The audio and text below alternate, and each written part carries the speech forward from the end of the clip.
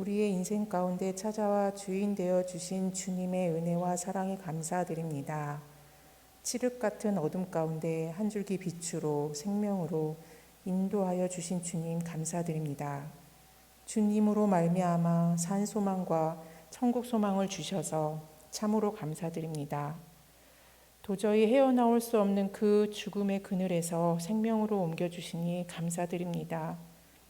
주님만 생각하면 오로지 감사뿐인데 또 세상을 생각하며 무엇을 먹을지 무엇을 입을지 남과 비교하며 불평, 불만, 근심, 염려로 죄 가운데 있었음을 고백합니다.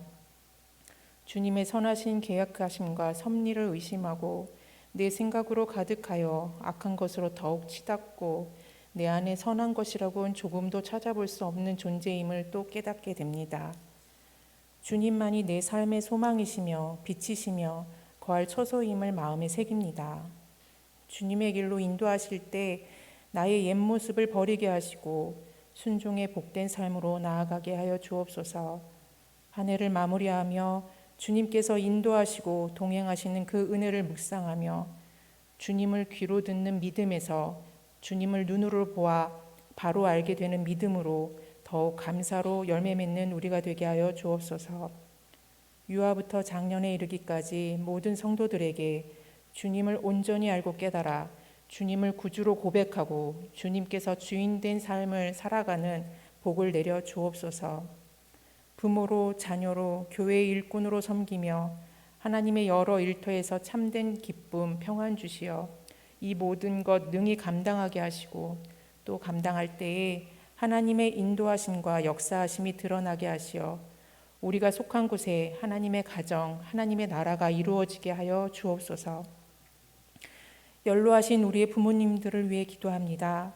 날로 낡아지는 육신의 연약함 가운데 하나님의 힘을 불어 넣어주시며 믿음이 없으신 부모님들에게는 살아계신 하나님을 깨달아 믿음으로 구원받게 하시고 믿음의 부모님들에겐 더욱 하나님을 사모하고 의지하며 믿음의 유산을 전하는 귀한 사명 감당할 수 있는 은혜를 내려 주옵소서. 육신과 영적으로 고통받는 자들에게 침상에서 날마다 새 마음, 새 힘을 주시고 치유되는 하나님의 역사를 누리며 주께 영광 돌리게 하여 주옵소서. 수능을 치른 우리의 자녀들, 군 복무 중인 우리의 아들들, 사회초년생인 우리 자녀들의 마음에 세상의 모습으로 달려가지 않게 하시고 주님께서 보호하시고 인도하시는 대로 하나님의 비전이 그들의 비전이 되게 하여 주시어 자녀들로 주의 영광이 창송이 되게 하여 주옵소서. 여러 가지 상황들로 어려움에 처해 있는 목회자, 국내외 선교사님들과 그 가정을 지켜보아여 주옵소서. 우리들로 외면하지 않게 하여 주시고 그들의 필요에 하나님의 공급하심과 선하신 일들이 날마다 일어나며 성령 충만으로 사명 감당할 수 있도록 하여 주옵소서.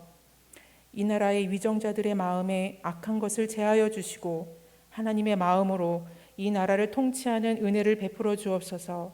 처한 곳곳에 주의 참되고 온전한 주의 리더들이 세워지게 하여 주옵소서. 우리의 북녘 동포들 그들의 극심한 어려움의 고통에서 건져주시며 하나님을 만날 수 있는 기회들을 더욱 허락하여 주옵소서. 그것을 위해 기도하며 힘쓰는 동역자로 우리들을 사용하여 주시며 주님께서 역사하시는 통일이 되어질 수 있도록 준비하는 시간이 되게 하여 주옵소서. 세계 열방 곳곳에 가난과 전쟁, 기근으로 고통받는 자들, 고아와 과부와 나그네들을 하나님께서 보호하시고 돌보시는 것처럼 우리들도 그들을 보호하고 돌보게 하여 하나님의 나라를 이루게 하여 주옵소서. 이성직 목사님과 교역자들에게 영육의 강건함을 주시고 성령 충만, 평안, 기쁨으로 주신 사명 감당하게 은혜 내려 주옵소서. 오늘 하나님의 말씀을 전하실 이정규 전도사님과 그 말씀을 받는 성도들에게 지금 임재하여 주시어 말씀을 새기어 주님의 율례와 법도를 걸어가며 주의 복을 받고 전하는 천국 백성 되게 은혜 내려 주옵소서. 감사드리오며 이 모든 말씀 예수님의 이름으로 기도합니다. 아멘.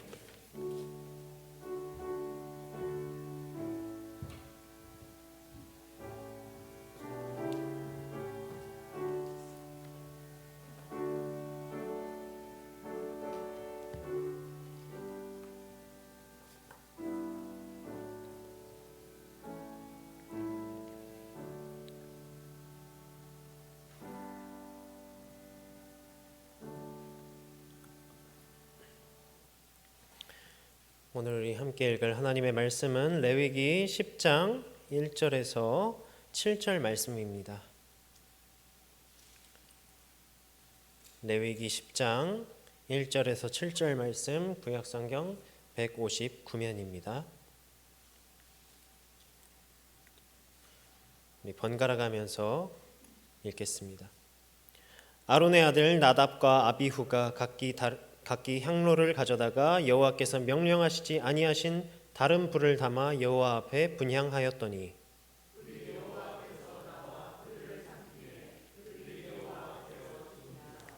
모세가 아론에게 이르되 이는 여호와의 말씀이라 이르시기를 나는 나를 가까이 하는 자 중에서 내 거룩함을 나타내겠고 온 백성 앞에서 내 영광을 나타내리라 하셨느니라. 아론이 잠잠하니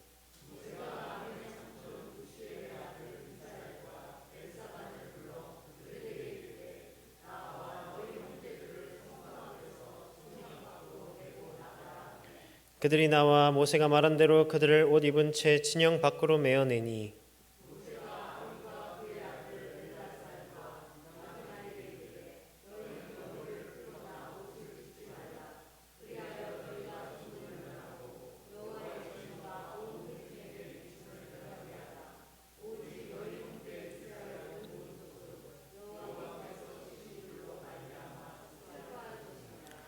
여호와의 관유가 너희에게 있은즉 너희는 회막문에 나가지 말라. 그리하면 죽음을 면하리라. 그들이 모세의 말대로 하니라. 아멘. 오늘 이 말씀 가운데, 이 예배 가운데 하나님께서 은혜를 충만하게 허락하시기를 바랍니다. 우리가 지난 수요 예배 때에는 이 아론과 그의 아들들이 이제 제사장 위임식을 마치고 그 위임식 이후에 첫 위임 제사를 하나님께 드린 말씀을 나눴습니다. 하나님의 말씀에 순종하여서 하나님께서 모세에게 명령하신 모든 것을 순종하고 또 그 명령하신 대로 속죄제와 번제와 화목제를 하나님께 올려드림으로써 하나님께 영광을 그들이 올려드렸고 그리고 하나님께서는 그 가운데 하나님의 영광이 온 백성에게 나타났던 모습을 우리가 말씀을 통해서 보았습니다. 7일간의 이 위임식을 잘 마무리를 했어요. 그리고 첫 제사를 하나님 앞에 성공적으로 올려드린 것처럼 보였는데 여기서 문제가 발생합니다. 어떤 문제냐면 아론의 아들들이 있는데 그 중에 두 아들 나답과 아비후가 이제 막 제사장이 되었는데 그 제사장 위임을 받자마자 실수를 한 거예요. 오늘 말씀에 보면 향로를 가져다가 여호와께서 명령하시지 아니한 그런 다른 불을 담아 여호와 앞에 분향하였다 이렇게 말씀합니다. 이 상황이 어떤 상황인가 하면 하나님께서는 이전에 이 출애굽기에서 출애굽기 30장에서 어떤 그 성소 안에서 분향할 제단을 만들라고 하셨어요. 그러면서 그 제단을 만드는 법을 가르쳐 주셨습니다. 그러면서 아침과 저녁으로 그 분향할 제단에 향기로운 향을 사르라고 하나님께서 말씀하셨습니다. 나답과 아비후는 이제 제사장이 되었으니까 그 제사장의 임무를 수행하려고 한 거예요. 그래서 그 임무를 수행하기 위해서 분향하려 했던 것입니다. 그런데 그 향을 태울 때에는 원래 어떤 불을 써야 하냐면 그 하나님께서 명하신 대로 번제단에 있는 그 불을 담아서 분향을 해야 했습니다. 향을 태우는 거죠. 그런데 이 나답과 아비후는 어떠한 이유에서인지 그 번제단의 불이 아닌 다른 불을 가져왔어요. 다른 불을 가져와서 여호와 앞에 분향을 한 것입니다. 그때 어떤 일이 일어났냐면 그 여호와 앞에서 불이 나와서 그들을 삼키고 이 나답과 아비후는 그 자리에서 죽게 됩니다. 여호와 앞에서 죽게 된 것이죠. 불과 제사장이 된 지 얼마 지나지 않았어요. 거의 바로죠. 그런데 이 실수 때문에 죽어버린 거예요. 그 죽음은 하나님의 명령을 어긴 것에 대한 벌이었습니다. 우리가 이 말씀을 보면서 일반적으로 생각할 때에 아니 불 한번 잘못 가져왔다고 해서 하나님께서 이렇게 심판하시고 이렇게 죽게 하시냐? 이게 이러한 심판을 받는 것이 마땅하냐 생각하실 수 있겠습니다. 하나님께서는 우리가 어떻게 말씀합니까? 사랑의 하나님이시고 또 자비의 하나님이시고 인자하신 하나님이신데 너무나 엄격한 것 아닌가 하는 생각이 들기도 합니다. 그런데 성경 말씀에 보면 이와 같은 비슷한 생각을 들게 하는 말씀들이 종종 나와요. 앞에서 이 분향할 제단에 대해서 하나님께서 설명하신 출애굽기 30장에 보면은 그 제단에 올릴 향기름과 향에 대해서도 하나님께서 말씀하십니다. 이때 이러한 기름이나 향을 따로 만드는 자들은 이 백성 중에서 끊어질 것이다 라고 경고하십니다. 사실 저도 이 말씀을 읽으면서 이 출애굽기 30장 말씀을 읽으면서 처음 들었던 생각이 뭐였냐면 아니 그 하나님께서 명령하신 대로 그 향을 한번 만들어 볼 수 있지 않을까? 뭐 맡아볼 수 있지 않을까? 이런 생각이 들었어요. 오히려 그런 게 그렇게 크게 중요한가? 뭐 그 향을 만들고 또 향기름을 만들고 그 향을 맡아보고 이런 것이 사실 우리가 생각하는 뭐 일반적으로 생각하는 끔찍한 그런 범죄에는 해당되지 않지 않습니까? 누군가를 상해하는 것도 아니고 괴롭히는 것도 아니고 그랬는데 하나님께서 말씀하신 그 핵심은 무엇이었냐면 바로 구별됨이었어요. 우리가 레위기를 통해서 계속해서 거룩함, 구별됨에 대해서 이야기하는데 하나님께서는 이 하나님께 드리는 모든 제사와 이 규례가 함부로 사용되기를 또 함부로 행하기를 원치 않으셨던 거예요. 그리고 그것을 사람의 정욕에 따라서 어떤 사람의 욕심에 따라서 사용하기를 바라지 않으셨던 겁니다. 하나님께서 규례로 주신 이 모든 것이 악함에 물들지 않고 정결한 그런 마음과 자세로 구별하여서 하나님께 예배드리는 것에 사용되기를 바라셨던 거죠. 이러한 점에서 이 나답과 아비후는 그러한 구별을 하지 않았던 것입니다. 하나님 앞에 거룩하게 구별하지 못한 이 나답과 아비후의 문제는 사실 이뿐만이 아니에요. 우리가 이 성경 말씀을 통해서 그 전후 그 본문의 말씀을 통해서 또 다른 본문을 통해서 알 수 있는데 먼저 성소에는 한 제사장만 들어갈 수가 있었습니다. 그런데 여기에서는 아답과 나비후가 같이 들어갔죠. 거기서부터 이 하나님의 명령에 대해서 잘못 순종하고 있었던 겁니다. 어떻게 보면 이 하나님께서 주신 하나님의 규례를, 이 엄격한 규례를 어떻게 지키려고 하기보다는 내 생각, 자기 중심적으로 생각했다는 것이죠. 아마 이렇게 불을 가져올 때도 이렇게 생각했을 것 같아요. 아니 이 불이면 어떻고 저 불이면 어떠냐. 어차피 하나님께 태워드릴 향을 태우기 위한 그런 불인데 다 똑같아 보이잖아요. 사실 불이 다 이렇게 타오르는 불이 다 똑같아 보이는데 그랬던 것 같아요. 안일하게 생각한 거죠.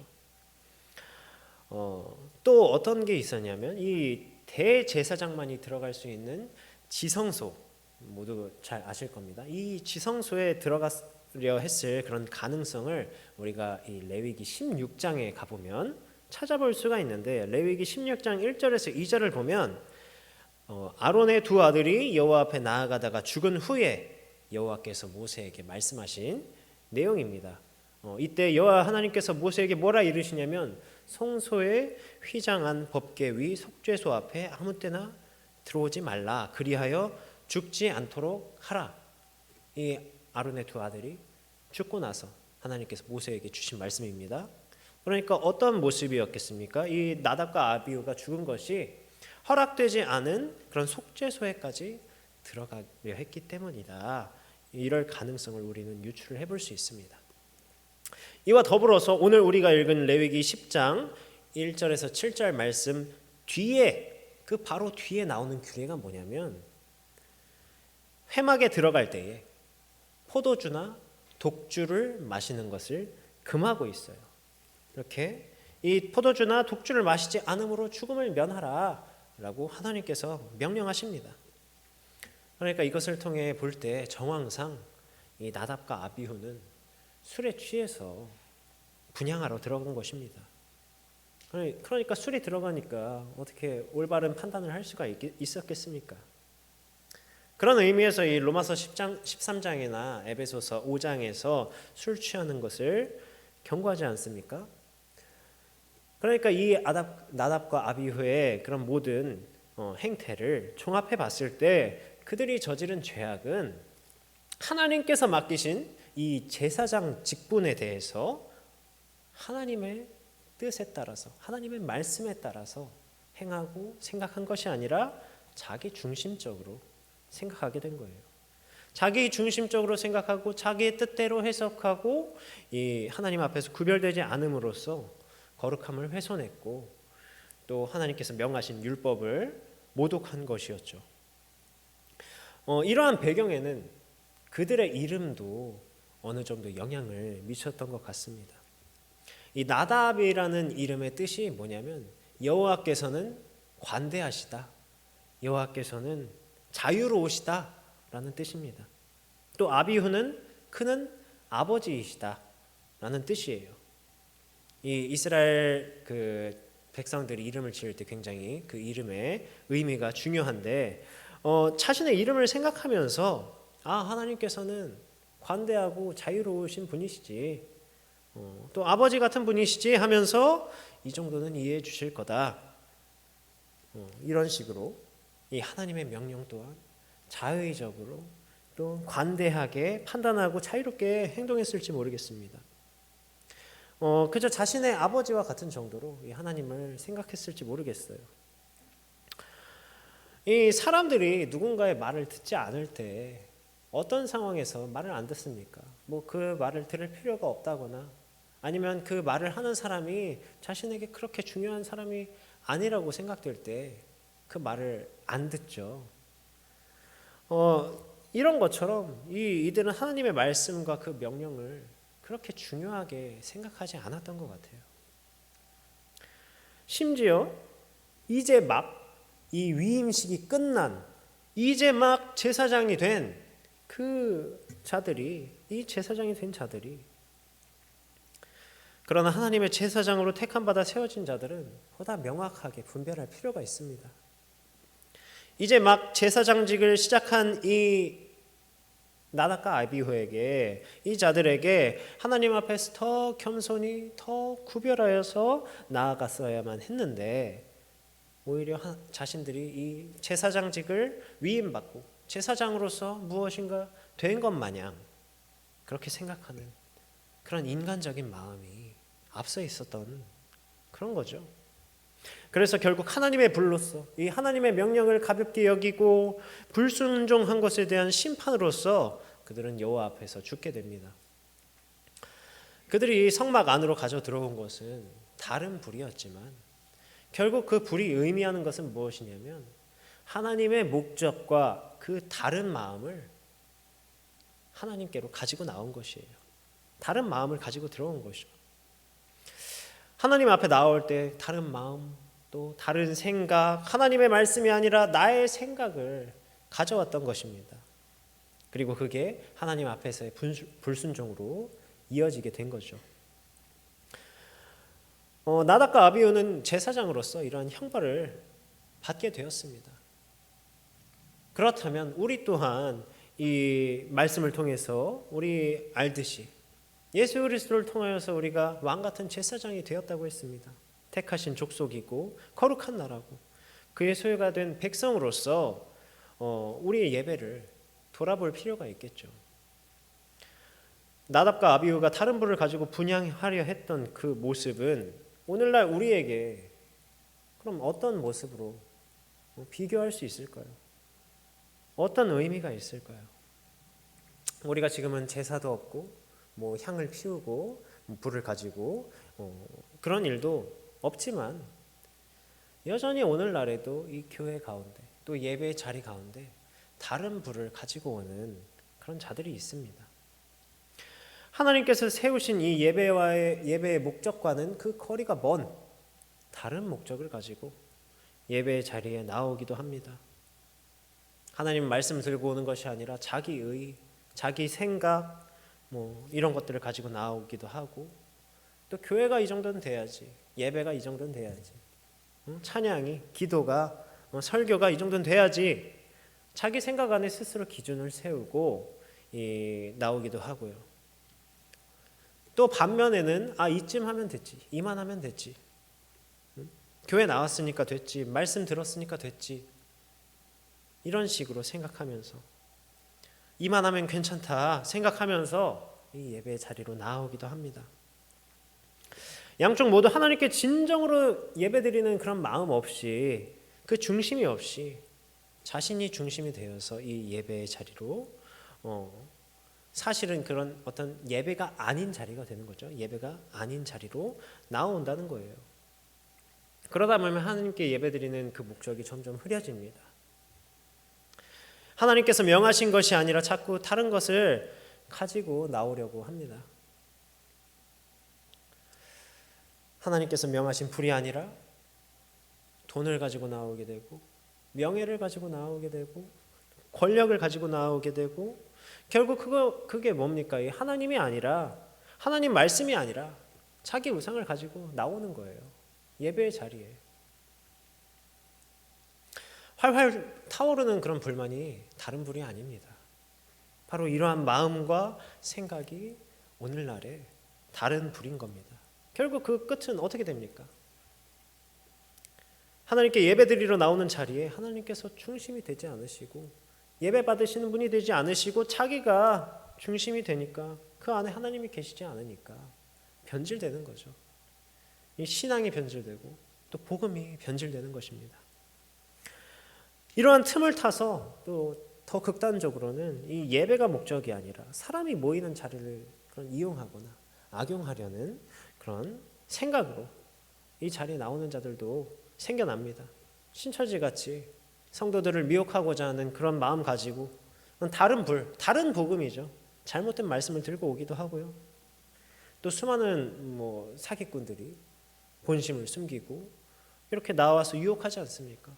그것 때문에 우리가 얼마나 또 우리 가운데 얼마나 큰 상처를 입습니까? 그리고 그 마음이 하나님께 있지 않을 때에 우리는 또 그러한 유혹에 쉽게 빠질 수 있습니다. 쉽게 마음을 빼앗기는 거죠. 하나님께서는 하나님께 예배하는 자들이 하나님을 예배하는 이 자리에 나오는 자들이 이처럼 변질되기를 원치를 않으셨던 거예요. 때문에 지금까지 모든 것이 여호와 하나님께서 명령하신 대로 다 이렇게 준행되고 있는 가운데, 순종되었던 가운데 그 순종의 그 끈을 끊어버렸던, 다른 불을 가져와서 그 순종의 모습을 파괴한 이 나답과 아비후를 하나님께서는 심판하신 것입니다. 죽음으로. 시작부터 이와 같이 이렇게 삐끗한 모습은 결국 앞으로 일어날 일들을 사실 미리 보여준 것이나 다름이 없었어요. 여기서 우리가 생각해 볼 때 이 나답과 아비후를 보고 이스라엘 백성들이, 또 믿는 우리가 번쩍 깨닫고 이 하나님 말씀에 항상 거하고 순종해야 하는 것이 마땅한데, 인간의 죄로 인해서, 이 악함으로 인해서 어떻게 됩니까?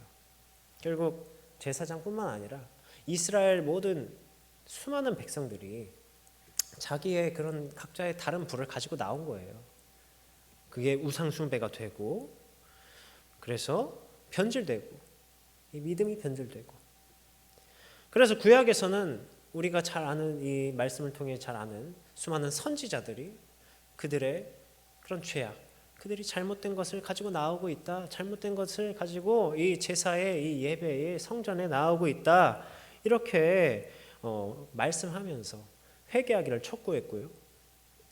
하나님께서는 그들의 입술을 통해서 이것이 잘못됐으니 너희를 심판하겠다, 멸망하겠다, 멸망시키겠다, 이렇게 선포한 것 아니겠습니까? 그리고 결국 그대로 하나님께서 말씀하신 대로 하나님께서 택하신 그 민족을 하나님께서 직접 멸하셨습니다. 신약에서는 또 어떻습니까? 우리가 얼마 전에 이 성전 정화 사건에 대해서 말씀을 나눴는데, 예수님께서 예루살렘에 입성하시고 성전에 들어가 보시니까 어떤 모습이 보였어요? 성전 안에 소와 양과 비둘기 파는 사람들과 돈 바꾸는 사람의 모습을 보셨습니다. 예배 자리에 이 제사장과 장사꾼이 돈과 이익을 가지고 나온 그런 모습을 보셨어요. 그 모습을 보시고 뭐라고 말씀하십니까? 그들을 다 내쫓지 않으셨습니까? 그러면서 내 아버지의 집으로 장사하는 집을 만들지 말라 이렇게 말씀하지 않으셨습니까? 정말 좋게 생각해서 처음엔 좋은 의도라고 생각했을 수도 있겠습니다. 이 정도는 괜찮다고 생각했겠죠. 그런데 어떻게 됐습니까? 그것이 제사장의 인권이 되어서 자리세를 받고 이익을 탐하는 모습으로 변질되지 않았습니까? 때문에 하나님께서 오늘 말씀에서 이 나답과 아비후를 단호하게 심판하셨던 것처럼 예수님께서도 채찍으로 단호하게 이것들을 성전 안에서 쫓아내신 거예요. 물론 하나님께서는 자비로우시고 인자하시고 사랑이시고 또 노하기를 더디하시고 그냥 사랑 그 자체이신 하나님이십니다. 하나님께서는 우리 가운데 친밀하게 다가오시고 우리는 그에 응답하여서 하나님과의 그런 친밀한 관계를 맺어갑니다. 그러나 그 선이라는 게 있는 것이죠. 정도가 있는 것이죠. 아무리 친한 가족이나 친구라 하더라도 우리가 너무 편하게 대하다 보면 너무 내 멋대로 내 생각대로 막 대하다 보면 어떻게 되겠습니까? 그 선을 넘고 상처를 주고 문제가 생깁니다. 가족이나 친구와의 관계에서도 그런데 하물며 우리의 창조주이신, 우리를 지으신, 우리를 구원하신 하나님 앞에서는 더욱 그렇겠죠. 자비롭고 인자하신 하나님 앞에서도 우리가 지켜야 할 것들이 있는 겁니다. 그 도리가 있는데 그 도리가 무엇입니까? 바로 자신의 열심을 더하는 것도 아니고 거기에서 덜하는 것도 아니고 그저 하나님께서 우리에게 주신 이 말씀 안에서 살아가는 것입니다. 그분의 뜻을 순종하면서 살아가는 것입니다. 하나님의 자비를 악용하고 멋대로 해석하고 그런 자들에게는 하나님의 공의로운 형벌이 내려질 뿐입니다. 하나님께서는 자비로우시나 사람의 이 행위와 모습이 죄의 길, 악의 길로 가고 있을 때에는 분명히 판결하시는 공의의 하나님이십니다. 하나님께서는 우리 믿는 자들이 그러한 죄의 길에 빠지지 않기를 간절히 원하시기 때문에 죄와는 구별되어서 그 믿음이 변질되지 않고 온전한 복음 안에서 거하기를 바라시고, 그래서 오늘 우리에게 이 레위기 10장 말씀을 통해서 말씀하십니다. 예수 그리스도께서 이 땅에 오셔서 우리가 십자가에 달려 돌아가심으로 우리가 죄 사함을 받고 이 모든 율법과 제사가 완성되며 그 완성을 이루심으로써 우리는 자유함을 얻게 되었습니다. 더 이상 불을 가져오고 향을 태우고 번제를 드릴 필요가 사라졌습니다. 그러나 여전히 하나님께서 주신 이 말씀, 이 율법, 그 제사의 의미는 남아있다고 했습니다. 제사의 가장 중요한 의미가 우리가 뭐라고 했었죠? 바로 순종입니다. 하나님의 말씀에 순종하는 것. 사무엘상 15장 22절에 사무엘을 통해서 우리에게 이렇게 말씀하십니다. 순종이 제사보다 낫고 듣는 것이 순양의 기름보다 나으니라. 우리는 예배 자리 가운데 또 교회 가운데에서 하나님께서 명하신 온전한 불, 이 순종의 불을 가져오기를 바랍니다. 하나님의 말씀 안에서 구별된 마음으로 구별된 모습으로 오직 하나님께 감사드리며 기쁨으로 예배드리는 것에 우리의 이 목적을 두기를 바랍니다. 오직 하나님 말씀 안에서만 우리는 이 다른 불을 분별할 수 있기 때문입니다. 나의 생각이나 나의 세상의 생각들이 나의 중심이 되는 것이 아니라 오직 우리를 구원하신 이 삼위일체 하나님만을 우리의 중심으로 모시는 바로 그 모습이 하나님의 백성다운 모습입니다. 그 안에서 하나님께서 거룩하신 것처럼 오늘 이 하나님께서는 3절에 이렇게 말씀하십니다. 나는 나를 가까이 하는 자 중에서 내 거룩함을 나타내겠고 온 백성 앞에서 내 영광을 나타내리라. 바로 이렇게 말씀하신 것처럼 우리 또한 이 죄로부터 거룩하게 구별된 왕 같은 제사장으로서 하나님께 이 영광을 올려드리고 이 땅 가운데에 하나님의 거룩하심을 나타내며 기쁨과 평안을 누리는 저와 여러분 되시기를 바랍니다. 우리 이 시간 함께 기도할 때 우리가 하나님의 거룩한 백성이요 왕 같은 제사장으로서 이 예배의 자리에 나아올 때 다른 마음을 가지고 나오는 것이 아니라 오직 하나님의 말씀을 따르는 순종으로 나오기를 함께 기도하겠습니다. 오직 하나님께만 예배드리는 그런 구별된 성도로 하나님께서 인도하시기를 함께 기도하겠습니다.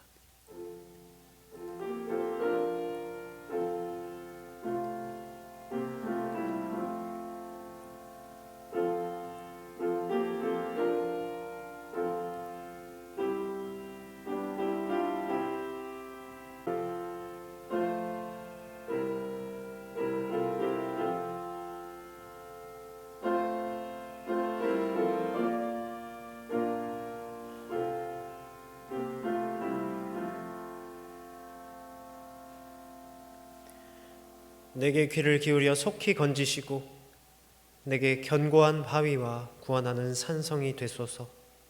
주는 나의 반석과 산성이시니 그러므로 주의 이름을 생각하셔서 나를 인도하시고 지도하소서. 아멘.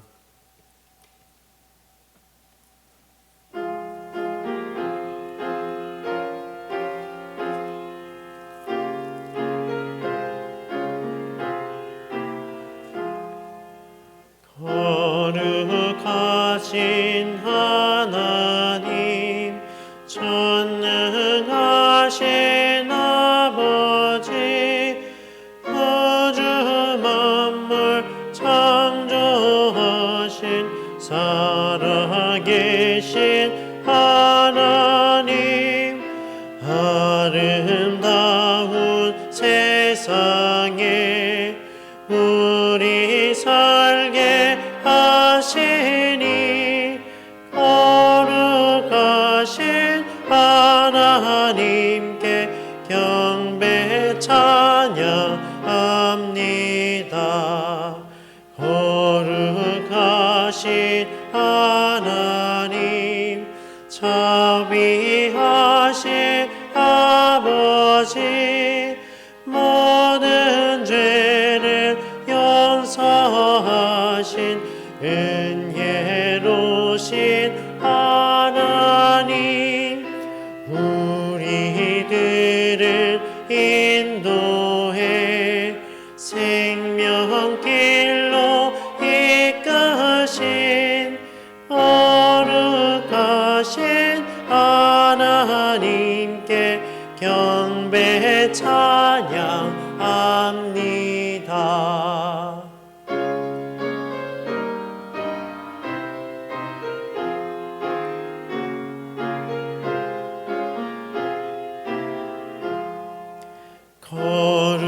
거룩하신 하나님, 영원하신 아버지, 영생하는 말씀으로 복을 주신 하나님, 이 세상을 진리로 이끄시는 하나님, 거룩하신 하나님께 감사 찬양합니다.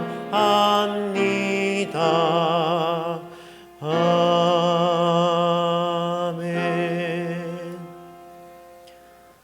우리 이 시간 함께 기도할 때 우리 교회와 환우들을 위해서 우리 함께 기도해 주시고 또 다음 세대들을 위해서 이제 또 한 해가 지나가고 있는 가운데 우리 다음 주에 다음 세대를 위한 교사 교육을 진행합니다. 이 가운데에서 정말 이 우리 다음 세대들을 바르게 지도하고 바르게 이끌 선생님들이 세워지도록, 사랑으로 이끌 선생님들이 세워지도록 함께 기도해 주시고, 두 번째로 이 나라와 또 민족과 이 세계의 평화를 위해서, 또 전쟁과 여러 고통 가운데 또 슬픔 가운데 있는 자들을 위해서 그들을 위로하시기를 함께 기도하시고, 각자의 기도 제목을 위해서 기도하신 뒤에 마치시는 대로 돌아가시기 바랍니다.